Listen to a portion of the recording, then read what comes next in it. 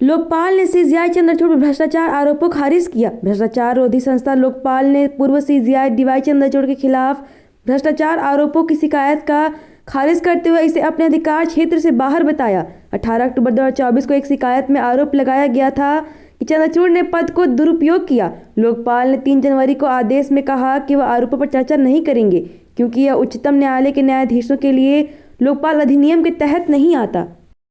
नक्सली नेता कृष्णमूर्ति और पत्नी को विशेष अदालत ने बरी किया। विशेष आतंकवाद निरोधी अदालत ने कर्नाटक के नक्सली नेता बीजी कृष्णमूर्ति और उनकी पत्नी प्रभा होसगड़े को 2005 के चिकमगलुरु जिले के केंद्रमुख नेशनल पार्क हमले के आरोप से बरी कर दिया। दोनों ने 2021 में पुलिस के सामने आत्मसमर्पण किया था। हालांकि कृष्णमूर्ति पर कर्नाटक में 10 से अधिक और होसगड़े पर 16 से अधिक मामले अभी भी लंबित हैं।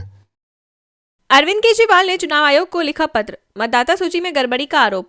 आम आदमी पार्टी के राष्ट्रीय संयोजक अरविंद केजरीवाल ने नई दिल्ली विधानसभा सीट में वोटर लिस्ट में गड़बड़ी को लेकर चुनाव आयोग को चिट्ठी लिखकर आरोप लगाया है कि बीजेपी अपने पते पर फर्जी वोट बना रहे हैं। उन्होंने इन लोगों के खिलाफ एफआईआर दर्ज करने की मांग की है। उन्होंने कहा है कि प्रवेश वर्मा के पते पर 33 नए वोट बनाने के लिए आवेदन किया गया है। प्रवेश वर्मा को तुरंत चुनाव लड़ने से अयोग्य घोषित किया जाना चाहिए। कहा, भाजपा दिल्ली के लोगों की आंखों में धूल झोंकने में लगी हुई है। अमित शाह ने दिल्ली में चुनाव अभियान की शुरुआत की। केजरीवाल पर साधा निशाना। भाजपा के पूर्व अध्यक्ष और गृह मंत्री अमित शाह ने दिल्ली में चुनावी अभियान की शुरुआत करते हुए आम आदमी पार्टी और उसके मुखिया अरविंद केजरीवाल पर हमला बोला। शाह ने अन्ना हजारे का नाम लेकर केजरीवाल पर तंज कसा और कहा कि दिल्ली वालों से ज्यादा उन्हें पछतावा होता होगा। शाह ने झुग्गी बस्ती प्रधान सम्मेलन में वादा किया कि भाजपा की सरकार बनी तो सभी को पक्का मकान मिलेगा। शाह ने केजरीवाल पर किया हमला, कहा वे अपनी पार्टी के लिए आपदा बन गए। केंद्रीय गृह मंत्री अमित शाह ने झुग्गी बस्ती प्रधान सम्मेलन में अरविंद केजरीवाल पर तीखा हमला बोला। शाह ने कहा कि केजरीवाल और मनीष सिसोदिया जहां जाते हैं लोगों को शराब की बोतलें दिखाई देती हैं। उन्होंने इसे भ्रष्टाचार के खिलाफ आंदोलन करने वाले अन्ना हजारे के संघर्ष के खिलाफ बताया और कहा कि अरविंद केजरीवाल आप पार्टी के लिए आपदा बन गए क्योंकि जहां जहां केजरीवाल और सिसोदिया जाते हैं लोगों को शराब की बोतलें दिखाई देती हैं। चुनाव के लिए बीजेपी ने जारी किया कैंपेन सॉन्ग, दिल्ली में भाजपा सरकार चाहिए। दिल्ली विधानसभा चुनाव के लिए बीजेपी ने अपना नया कैंपेन सॉन्ग दिल्ली में भाजपा सरकार चाहिए लॉन्च किया। गाने का उद्घाटन बीजेपी सांसद मनोज तिवारी और दिल्ली बीजेपी अध्यक्ष वीरेंद्र सचदेवा की मौजूदगी में हुआ। यह मनोज तिवारी ने मंच पर गाना भी गाया। इससे पहले बीजेपी ने शीश महल आपदा फैलाने का अड्डा नामक एक और गीत जारी किया था।